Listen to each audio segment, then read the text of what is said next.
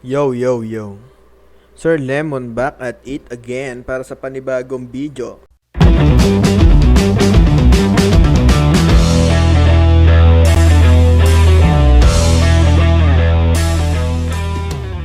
Skip intro, okay? Skip natin yung intro dahil short video lang to at napakatagal na ng video na to, lumang-luma na, no? Mga July, June pa ata to.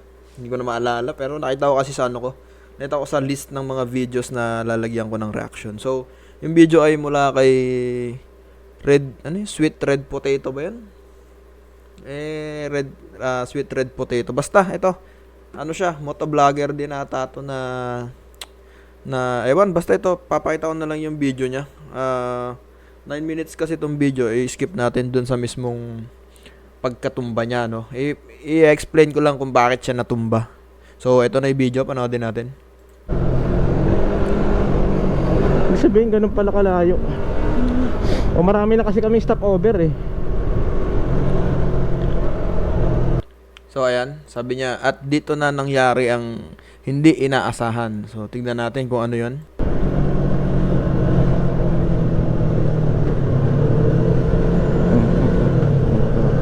Uy! Okay.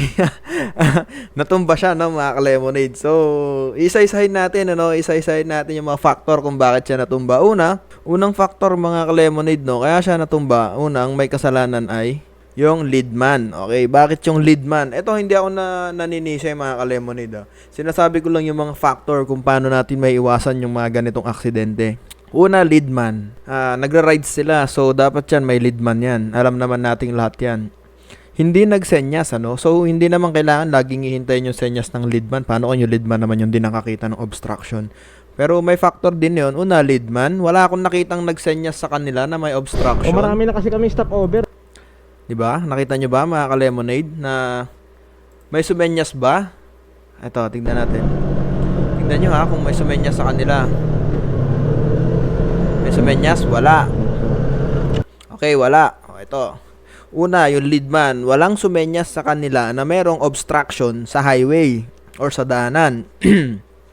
Pangalawa, mga ka-lemonade, pangalawang may kasalanan dito, mga ka-lemonade, yung sinusundan niya. Okay. Bakit ko nasabi yon? Balikan natin konti video. Sa video makikita natin yung nakikita ng kanyang mata, lawak ng nakikita ng mata niya. So magdidepende tayo ngayon dito sa video na in-upload niya. O ayan. Kita natin, mga ka-lemonade, na naharangan yung nakikita yung poste dito, 'di ba? Nakikita. Pero yung nasa harapan nila natatakpan netong dalawang rider. Okay. Etong nasa harap niya, nakaiwas. Tingnan nyo ha, nakaiwas ha. Maganda yung pag-iwas, mga ka-lemonade. Maganda yung pag-iwas nung kasama niya, nung nasa harap niya. Ngayon, kung bakit ko sinasabing kasalanan to nung kasunod niya, eto. Feeling ko pinagtripan niya yung tropa niya, etong natumba. Tignan nyo mabuti, mga ka-lemonade. Boom! Pektus! Nakita nyo? Nakita nyo yung pagbangking niya? Hindi nabulaga to. Itong nasa harap niya. Hindi yan nabulaga dun sa obstruction. Alam niya na may obstruction na parating. Ang ginawa niya, nagpasikat siya, no? Pinakembot niya yung sarili niya habang nakamotor. Pinakita niya na magaling siya. Yan yun. Pasikat ang ginawa niya dyan.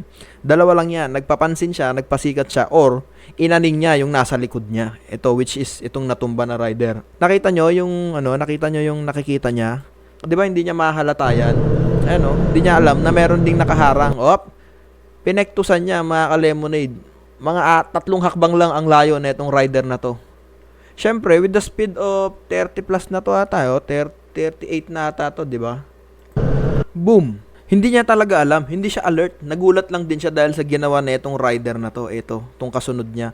Pinektusan niya, wherein pwede naman tong gumilid na or magsenyas. Pero ang ginawa niya is, pektus kasi yung term ko dun is, alam mo yun, yung parang siya nag-slalom, yung parang sa sasakyan, pinakembot niya Bam!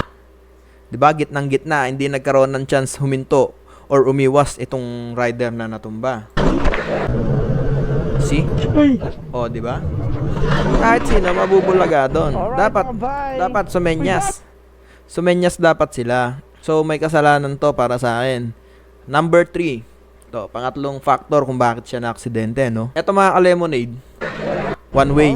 One way to mga ka-lemonade, may harang yung daanan. Okay? Hindi ko alam kung bakit sila nakapasok. Kung bakit sila nakapasok dito sa daanan na hinarangan. Pwede sigurong pinapasok sila nung nagpapatraffic dun sa bungad. Dahil motor sila, pwede silang sumingit siguro. Pero feeling ko, feeling entitled sila.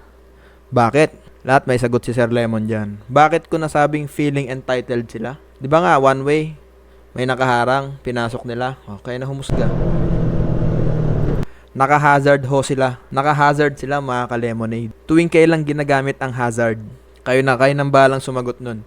Naka-hazard sila mga ka-lemonade. Ayan o. Uy! Boom, pektus. Ay, nako. Yun. Yung isang factor dito. Dahil one way yan, pinasok nila. Ngayon, kasalanan din ng sarili niya kung bakit siya na-aksidente. Alam na niyang one way, pinasok pa nila, di ba? Nakita na nilang may harang, dinaan pa nila doon. Yun lang naman, mga ka-lemonade, ang gusto ko nang namang sabihin, kung talagang matino tayo, hindi tayo kamote. Well, hindi naman maalis sa sarili natin ang pagiging kamote, Pero ang gusto ko lang sabihin ay, kung magiging kamote tayo, wag na nating ipakita sa social media. Sarilihin na lang natin yung pagiging kamote natin. Pero yung ganito, yung may makikitang butas, gaya ko, may makikita ako na, although wala namang sinisisi ata tong rider na to, wala naman ako nakitang blame. Pero gusto ko lang naman, ako mema content lang naman ako. Gusto ko lang namang i-explain kung bakit siya posibleng na-aksidente dahil yun yung mga posibleng cost kung bakit siya na-aksidente. And dun naman sa kasama niya, ito walang concern to. Itong kasama niya, itong nasa harap. Wala rin sa sarili yan. Dalawa yan, wala sa sarili. Or, pinagtripan niya yung nasa likod niya yung natumba. And next time, sumunod na kayo sa traffic rules. Hindi ko muna nakamotor kayo, pwede kayong sumingit. Unless pinasingit kayo dyan, hindi natin alam ang kwento. So, yun lang naman mga ka-lemonade. Ride safe sa lahat ng mga riders dyan. Respect kasi rider din naman ako. Yun lang, ingat-ingat tayo lagi, Iwasan natin yung pagiging kamote. Kung di naman natin maiwasan, wag na natin ipakita sa social media, wag na natin i-post kung alam nating mali. So, yun lamang mga ka-lemonade. Be safe. Sir Lemon out. Bye.